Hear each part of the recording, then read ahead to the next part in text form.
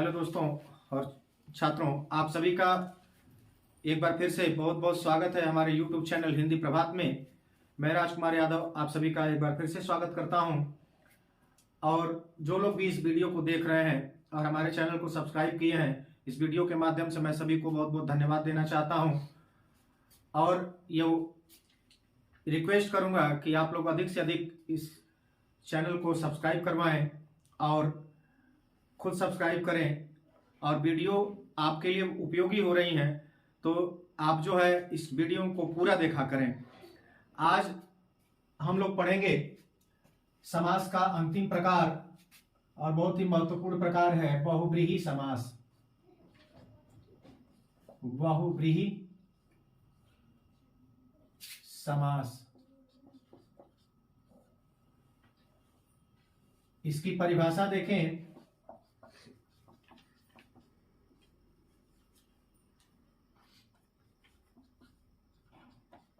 जिस समास का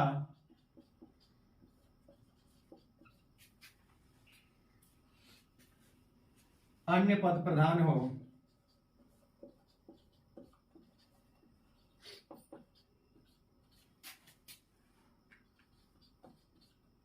वहां जिस पद का अन्य पद प्रधान हो उसे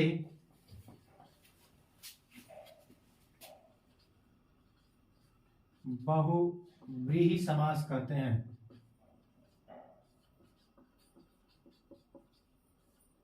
बहुव्रीहि समास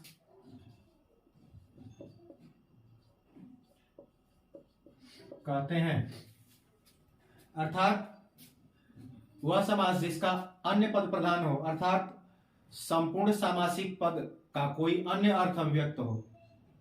जो भी सामासिक पद हैं उनके कोई अन्य अर्थ अभिव्यक्त हो उसे बहुव्रीहि समास कहते हैं। यदि चाहें तो इसको भी लिख लें, जिसका अर्थात यहां कर लेते हैं और स्पष्ट कर लेते हैं। अर्थात संपूर्ण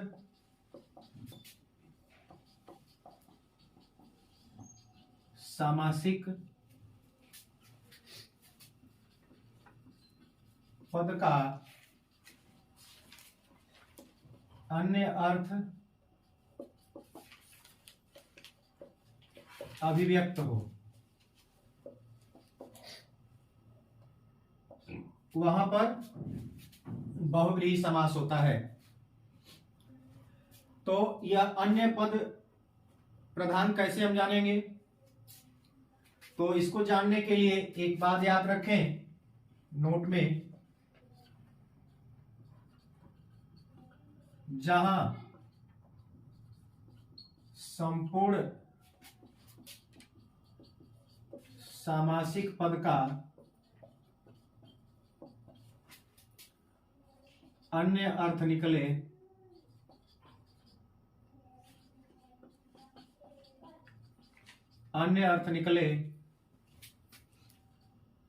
वहां पर अन्य पद प्रधान होता है।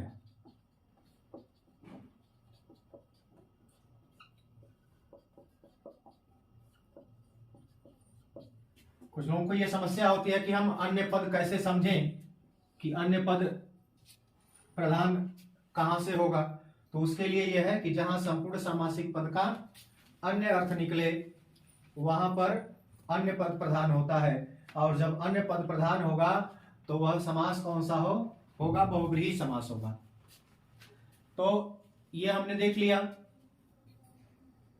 बहुव्रीहि समास के संदर्भ में जो इसके अर्थ की यदि बात करें कि इस बहुव्रीहि का अर्थ क्या होता है, तो इसके अर्थ की यदि बात करें तो अर्थ हो जाता है कि बहुत से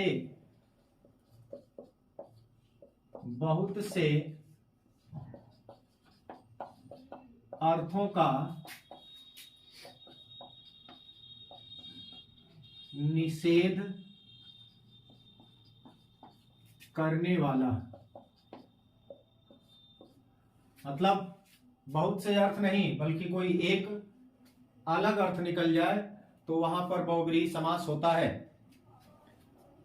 अब हम यदि बात करें, जैसे उदाहरणों की बात ले लें, तो सबसे पहले हम इसको मिटा लेते हैं, इसके बाद फिर उदाहरण देखेंगे। जिनको ये नोट करना है ये नोट कर सकते हैं। चलिए इसको मिटा देते हैं, ये बातें हम याद रखेंगे कि इसकी परिभाषा क्या होती है और इसका प्रधान पद कैसे पहचानेंगे। अब बात करते हैं हम इसके उदाहरणों की, कहां पर बहुव्रीहि होगा।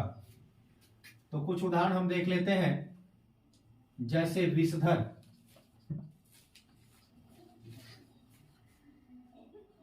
तो उस तरह से इसका विग्रह करें तो हो जाएगा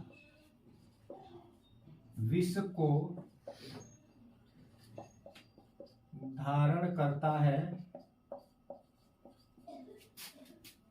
जो, यानी विष को कोई भी धारण करे तो उसको विषधर हम कह सकते हैं। लेकिन यहां पर ये रूढ़ हो गया, किस लिए? सर्प के लिए। इसका अन्य अर्थ लिया जा रहा है सर्प के लिए। तो यह क्या हो जाएगा? यहां पर बहुव्रीहि समास होगा। अब हम बात करते हैं बहुव्रीहि समास के कुछ उदाहरणों की, जैसे लंबोदर।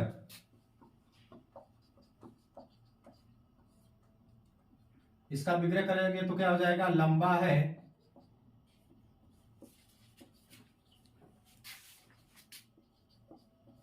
उदर जिसका, अर्थात क्या हो जाएगा? गणेश जी के लिए यह जो है रूढ़ हो गया। तो रूढ़ शब्दों में भी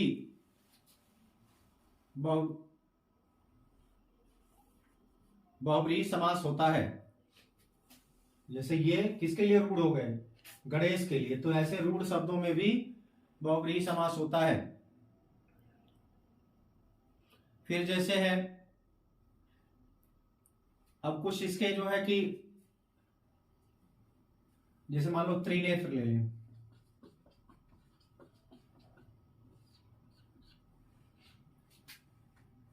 त्रिनेत्र,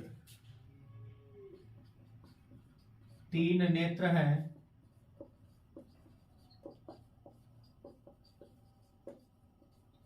जिसके, अर्थात शिव।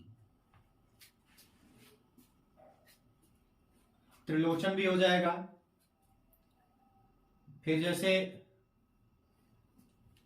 मनोज,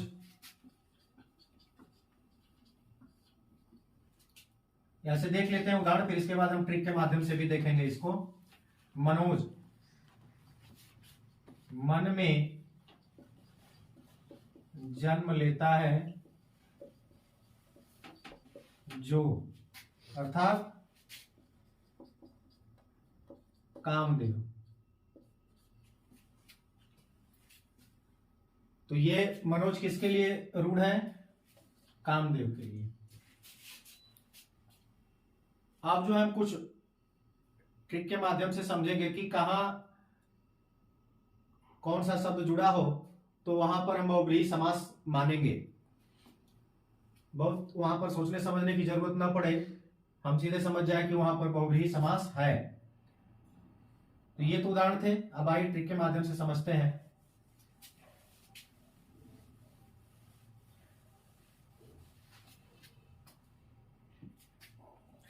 जैसे जिसमें आनन मुख बदन जुड़ा हो वह बहुव्रीहि समास होता है।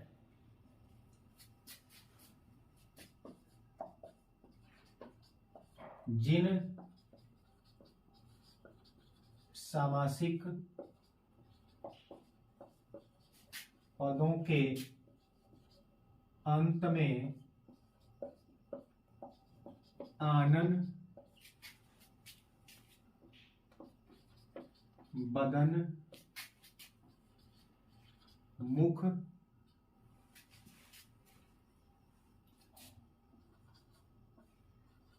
जुड़ा हो, वहां क्या होगा? बहुव्रीहि समास होगा। वहां पर बहुव्रीहि समास होगा। जैसे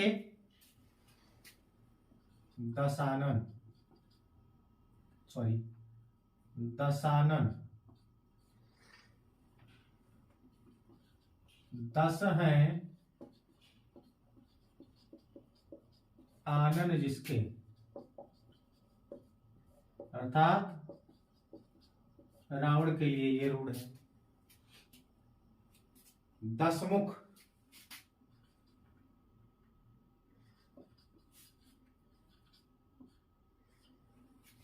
दसमुख के लिए, सॉरी यह बड़ा सा होगा, 10 मुख, अर्थात यहां इसका विग्रह करेंगे तो जाएगा 10 है मुख जिसके। कौन है वो? रावण। फिर हम बात करें जैसे 10 वदन,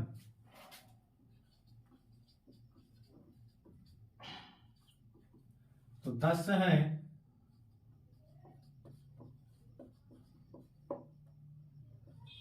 वदन जिसके, वो कौन है? रावण। अब बात करें शतुरानन, 4 हैं आनन जिसके, वो क्या हो जाएंगे? ब्रह्मा। अब बात करें खडानन,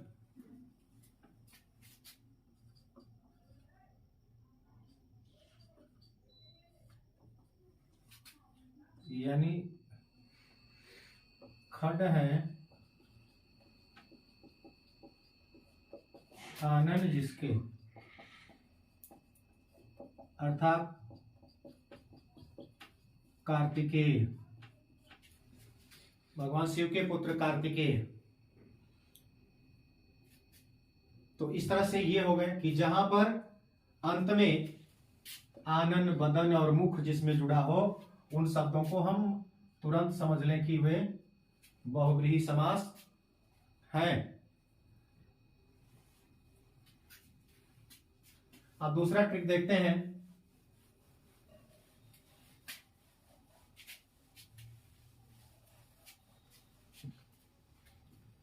जिस शब्द में नेत्र, नयन, लोचन, अक्ष जुड़े हों,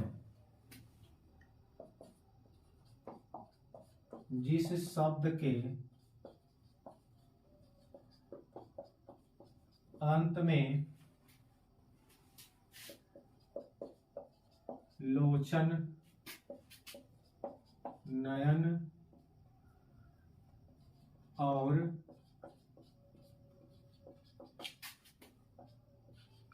अक्षी जुड़े हों, वहां पर भी बहुव्रीहि समास होगा।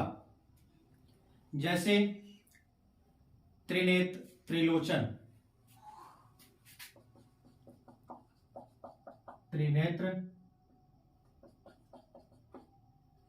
त्रिलोचन,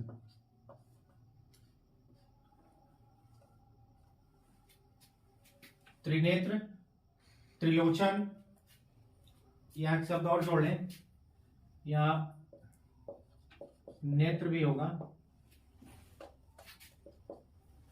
नेत्र भी होगा।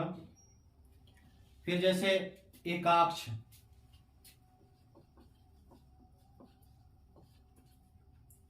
एकाक्ष का मतलब हो जाएगा एक, और अक्ष मतलब इसको अलग करेंगे तो एकाक्ष अक्ष हो जाएगा। तो एकाक्ष का मतलब होता है एक आंख वाला, एक आंख है जिसके, अर्थात कौन?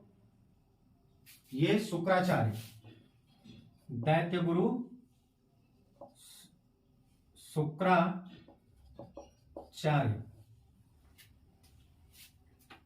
अब हम बात करते हैं जिस शब्द में धीर धर धरा,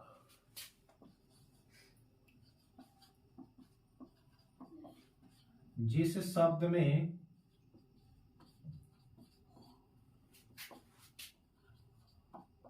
धीर धर और धरा जुड़ा हो,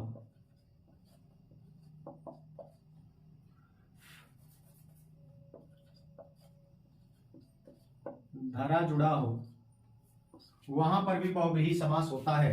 शब्द के अंत में जब धीर धर या धरा जुड़ जाए तो वहां पर भी बहुव्रीहि समास होगा। इसका मतलब होता है, धरा का मतलब होता है धारण करने वाला।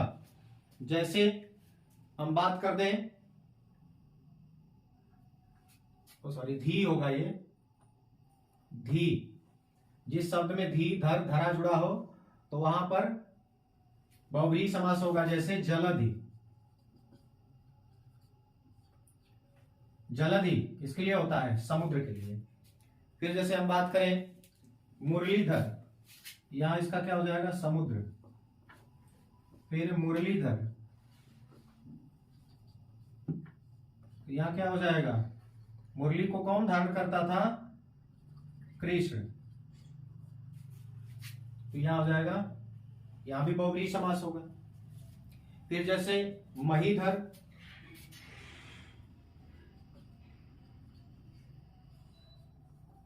महीधर, मही मतलब धरती पृथ्वी और उसको धारण करने वाला कौन, शेषनाग, तो यहां हो जाएगा शेषनाग। फिर जैसे हम बात करें, यही महीधर की जगह धरणीधर भी हो सकता है, उसका भी शेषनाग ही होगा। फिर जैसे त्रयंबक, उसका भी शिव होगा। फिर जैसे वसुंधरा, यहां देख लेते हैं वसुंधरा, वसुंधरा का अर्थ क्या होता है, जैसे पृथ्वी और उसको धारण करने वाला, तो ये क्या हो जाएगा, यहां पर भी होगा शेषनाग, वसुंधरा को जो मतलब पृथ्वी को जो धारण करता है। अब हम बात करेंगे जिस शब्द के अंत में अंबर जुड़ जाए। ये तीन हमने देख लिया, चौथा देखते हैं।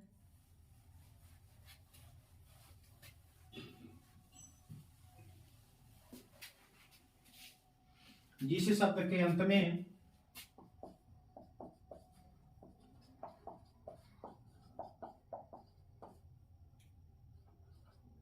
जिस शब्द के अंत में अंबर जुड़ जाए वहां पर भी बहुव्रीहि समास होता है। इसका मतलब वस्त्र भी होता है। जैसे अंबर का मतलब यहां वस्त्र ही लिया जाएगा, क्या लिया जाएगा, वस्त्र। जैसे दिगंबर, जैसे दिगंबर,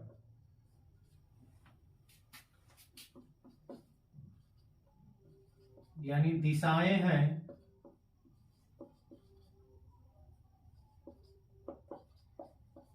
अंबर जिसकी, दिशाएं हैं अंबर जिसकी, वह क्या हो जाएगा,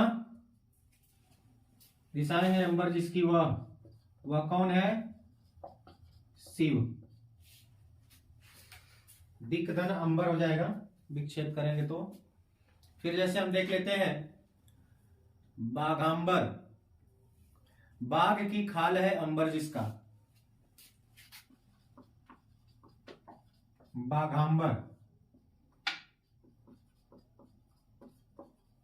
बाघ की खाल है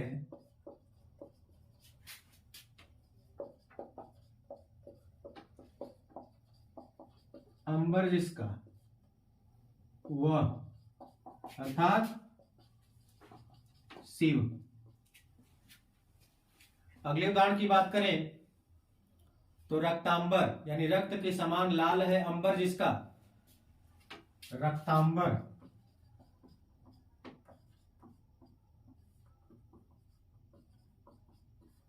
रक्त के समान लाल है अंबर जिसका, वह अर्थात किसका अंबर लाल होता है, दुर्गा का।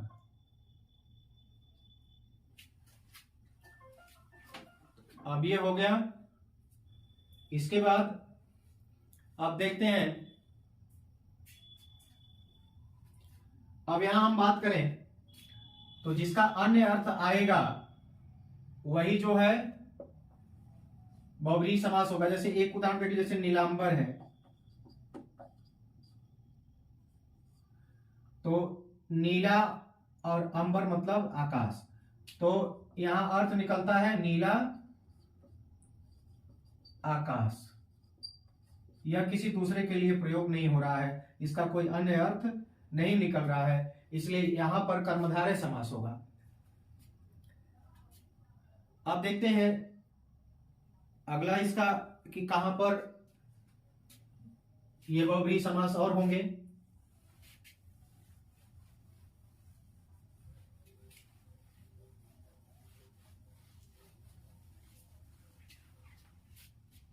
और देखते हैं तो ये हो जाएगा जहां पर ज या जा जुड़ा हो,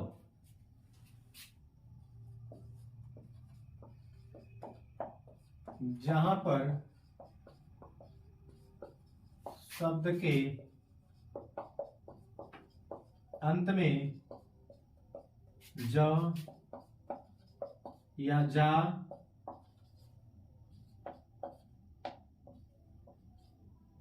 जुड़ा हो, ज या जा जुड़ा हो, वहां पर भी बहुब्रीहि समास होगा।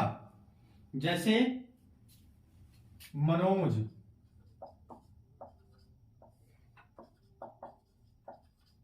पंकज,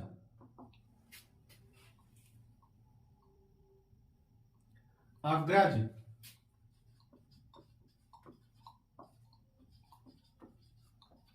अनुज, इन सब में क्या है, बहुब्रीहि समास होगा। इसका अर्थ है मन में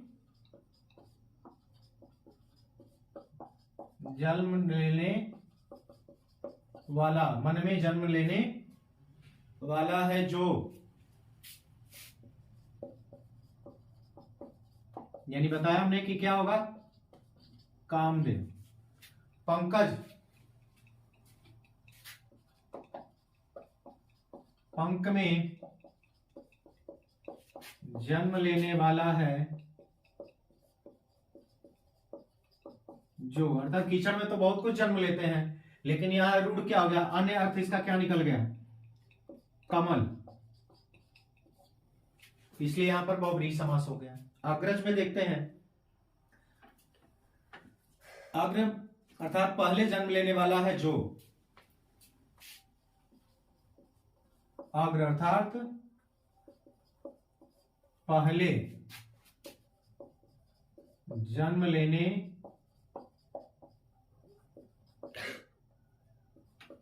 वाला है जो,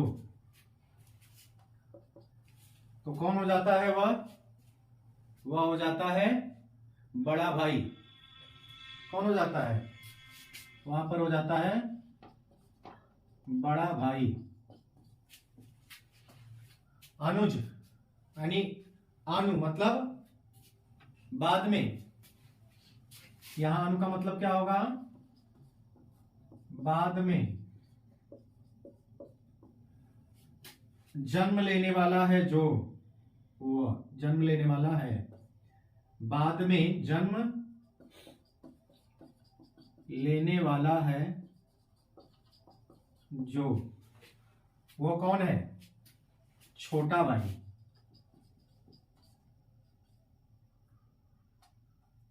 छोटा भाई। अब हम यदि बात करें तो जैसे अनुजा में भी हो जाएगा, अग्रजा में भी हो जाएगा, शैलजा में भी हो जाएगा, गिरिजा में भी होगा। तो इस तरह से यह हो गया। अगला हम देखें तो जैसे वृषभानुजा,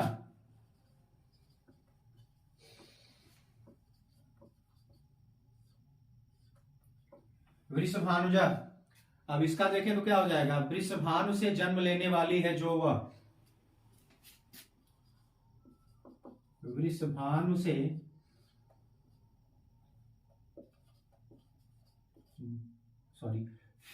वृषभानु से जन्म लेने वाली है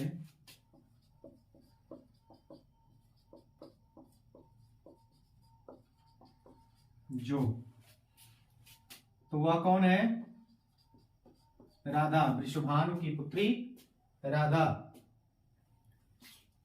सिंधुजा, सिंधु से जन्म लेने वाली है जो वह, सिंधुजा।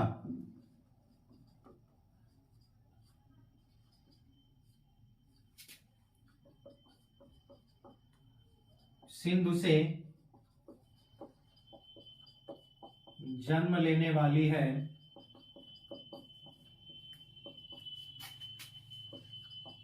जो, अर्थात सिंधु से जन्म किसने लिया, सिंधु मतलब समुद्र, समुद्र से किसने जन्म लिया, लक्ष्मी। तो ये लक्ष्मी के लिए हो गया। आगे हम देखते हैं, जहां पर कर प्रत्यय हो वहां पर भी बहुव्रीहि समास होता है। ये नोट कर लिए हैं, तो आगे बढ़ते हैं, इसको मिटा दें।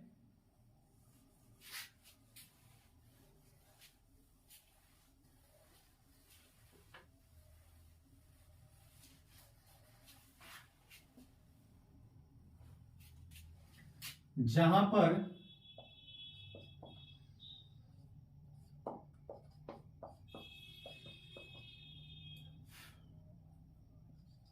पर शब्द के अंत में कर प्रत्यय आए, वहां पर भी बहुव्रीहि समास होता है। जैसे दिवाकर,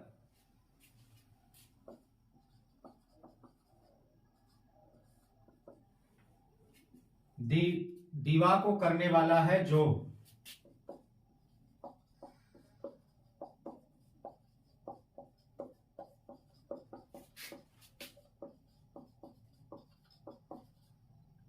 कौन करता है, दीवा को कौन करता है,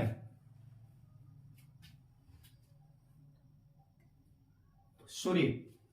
कौन करता है, दीवा को करने वाला है जो वह, अर्थात कौन, सूर्य। इस तरह से उदाहरण और देखें, जैसे भास्कर,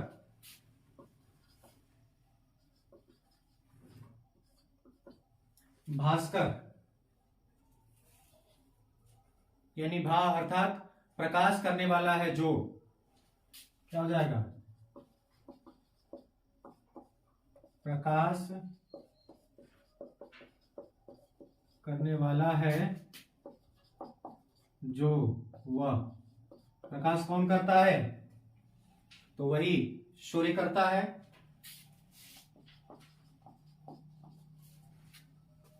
फिर प्रभाकर या प्रलयंकर,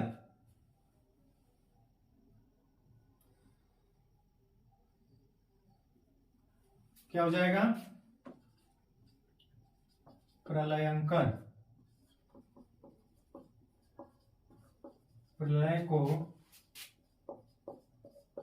करने वाला है जो वह, अर्थात कौन है, तो वे है शिव।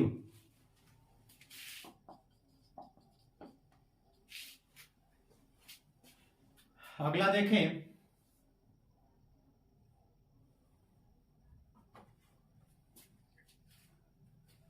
जहां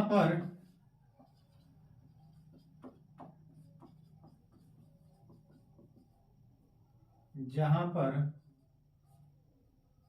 शब्द के अंत में आरी जुड़ा हो,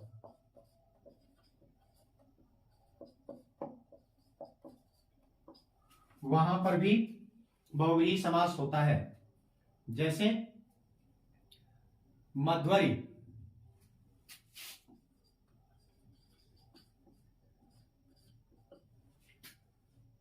यानी मध्वरी कौन था? मधु नामक राक्षस के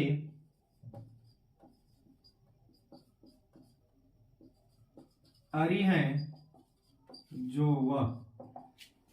अरि मतलब क्या है? शत्रु। अरि मतलब शत्रु।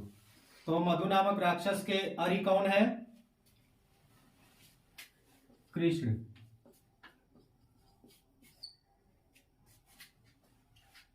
फिर जो है दैत्यारी,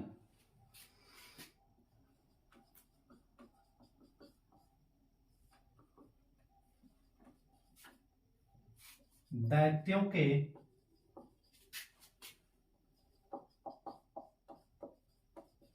अरि हैं जो वह।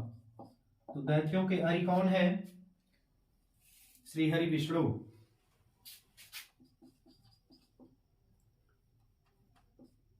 विष्णु को क्या कहा जाता है? दैत्यारी। तो ये 7 हो गए। और एक तो देख लेते हैं,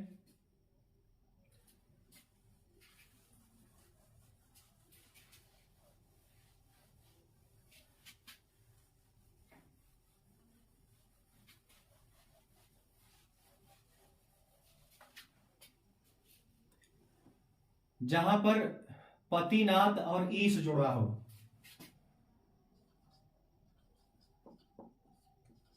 जहां पर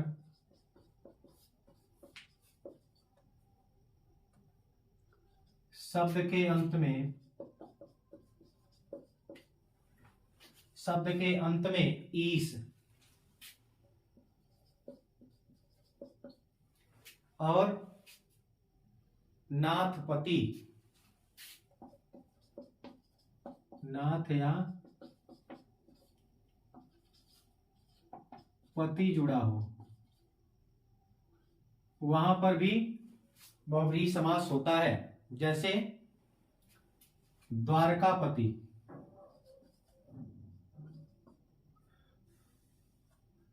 शुद्ध इसका यही होता है द्वारकापति। द्वारिका नहीं होता है, द्वारकापति।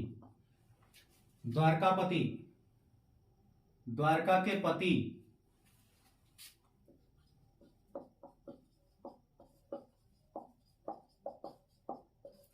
अर्थात मालिक है जो। कौन है? कृष्ण। द्वारका के पति कौन है? कृष्ण। द्वारका के पति हैं जो वह, यानी कृष्ण। जैसे लंकापति,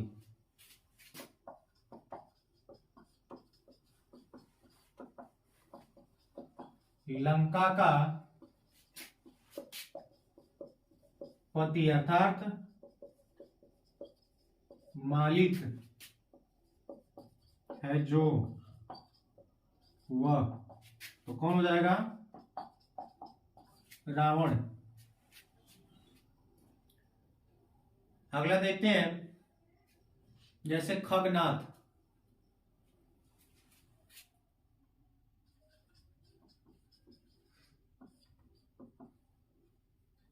तो खगों के नाथ हैं जो।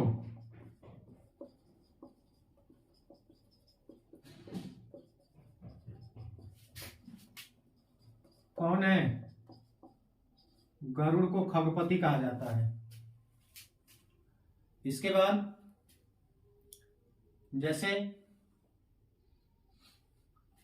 लंकेश।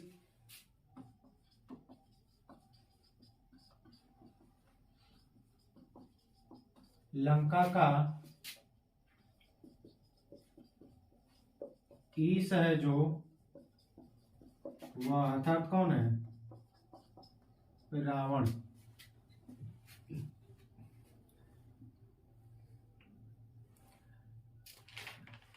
एक और देख लेते हैं, 9वां, जहां पर वाहन या वाहिनी जुड़ा हो। जहां पर सामासिक पद के अंत में वाहन या वाहिनी जुड़ा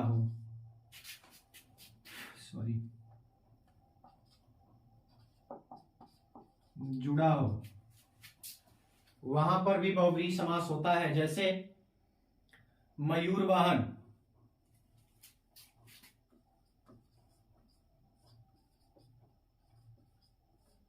मयूर वाहन, मयूर है वाहन जिसका,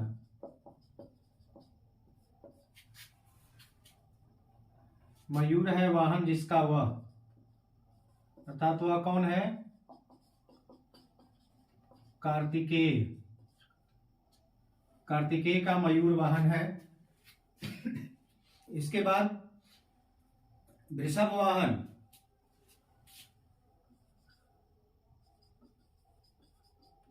वृषभ वाहन, वृषभ है, वृषभ माने बैल, वृषभ है